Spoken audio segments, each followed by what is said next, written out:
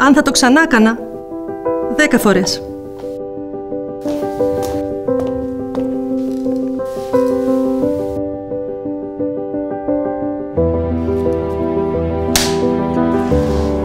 Πόσο πίσω με ταξιδεύετε.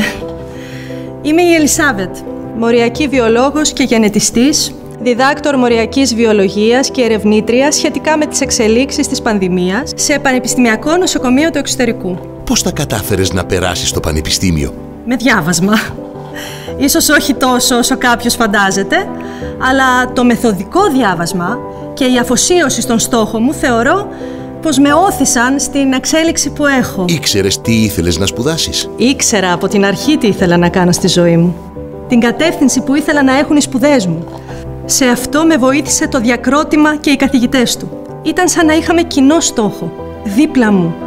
Από την επιλογή της κατεύθυνσης έως την επίτευξη του πρώτου στόχου των Πανελληνίων. Αν μπορούσες να γυρίσεις το χρόνο πίσω, τι θα έλεγες στο νεότερο εαυτό σου?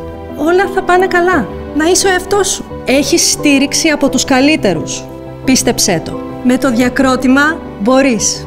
Φροντιστήρια μέσης εκπαίδευσης Διακρότημα.